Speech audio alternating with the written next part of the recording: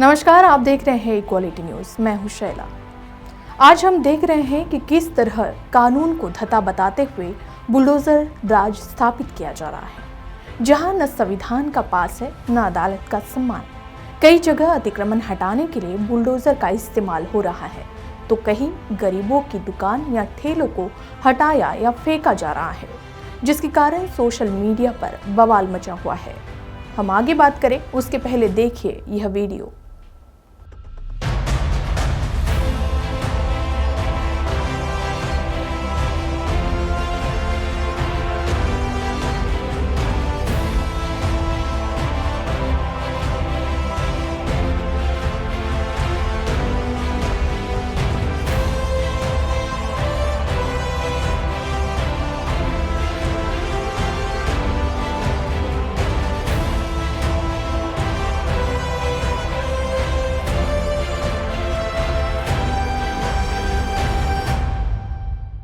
Bulldozer से किसी का घर ध्वस्त करना या किसी की रोजी रोटी पर लात मारना और मीडिया का उसे लाइव प्रसारित एवं प्रचारित करना, फिर एक बड़े तबके के लोगों द्वारा इस पर खुशी जाहिर करते हुए ठहाके लगाना देश के भविष्य के लिए सच में चिंता का विषय है। सोशल मीडिया पर कुछ लोग इसका समर्थन कर रहे हैं तो कुछ इस पर आपत्ति जता रहे हैं। ठेला गिराने के मामले में उत्कर्ष सिंह लिखते हैं कि अतिक्रमण हटाने का ये कैसा तरीका। आशीष कुमार सिंह लिखते हैं, हेवी पेनल्टी लगा दीजिए। अगर नोटिस भी नहीं देना चाहें तो कई और तरीके से हो सकती है कार्रवाई। घरों को तोड़ना प्रथम दृष्टि से अमानवीय लगता है, कृपया पुनर्विचार करें। आशुतोष लिखते हैं, आज से ये घर ढहा रहे हैं, कल संविधान ढहाएंगे। श्वेता कोठारी ने लिखा कि वह घर आपका और मेरा भी हो सकता था, बस हम मुसलमान नहीं हैं। कुछ ने लिखा कि देश संविधान से चलेगा कहने वाले बताए कि संविधान इसकी इजाजत देता है। हमारे देखते ही देखते भारत कितना बदल गया है।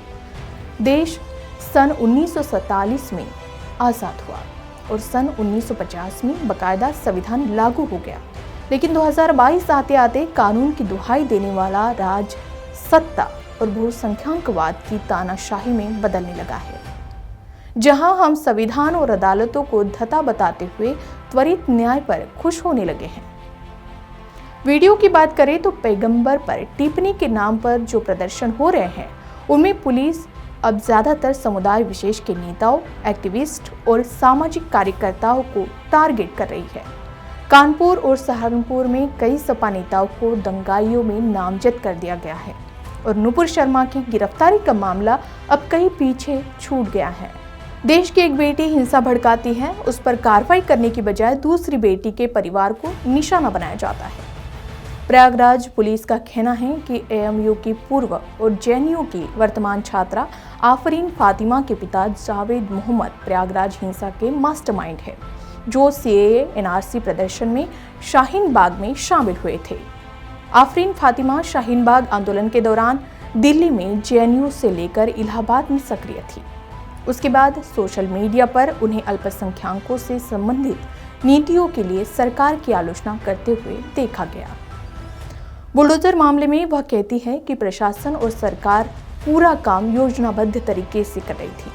Assalamualaikum at 8:30 p.m. last night, that is on 10th of June, Friday, my father was detained by Allahabad police and there was no warrant, there was no letter, there was nothing that the police came with.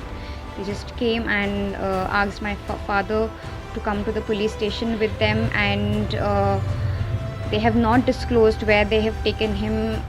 As of now, I do not know where my father is right now. And then at around 12:30 a.m.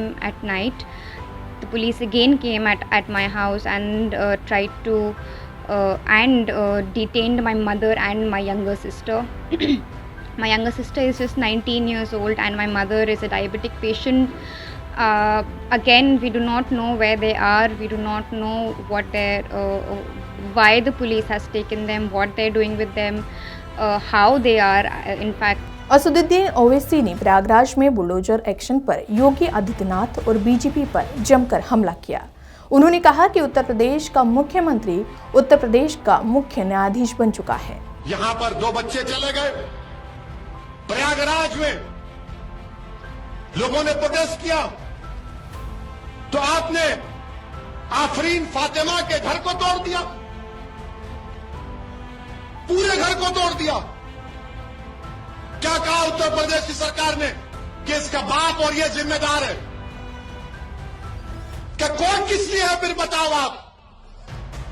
अदालत किस लिए है? जज किस लिए है? Police किस लिए है? अगर तुम तय कर लोगे 15 दिन से नुपुर शर्मा गिरफ्तार नहीं होती और हमारे खिलाफ जजमेंट दे दिया जाता है कि तुम मेन आदमी हो, तुम्हारे घर को तोड़ दिया जाएगा, और घर को तोड़ रहे हैं। तो वहीं इलाहाबाद हाईकोर्ट के पूर्व मुख्य न्यायाधीश जस्टिस गोविंद माथुर ने मोहम्मद जावेद का घर गिराना पूरी तरह से गैरकानूनी बताया है।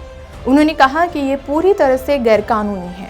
यदि यह मान भी लिया जाए कि उस घर को गैरकानूनी तरीके से बनाया गया था, जैसा कि करोड़ों भारतीय इसी तरह रहते हैं, फिर भी यह स्वीकार नहीं किया जा सकता है कि आप उस घर को तोड़ दें, जबकि वह व्यक्ति हिरासत में है। यह कोई तकनीकी मामला नहीं है, यह कानून का सवाल है।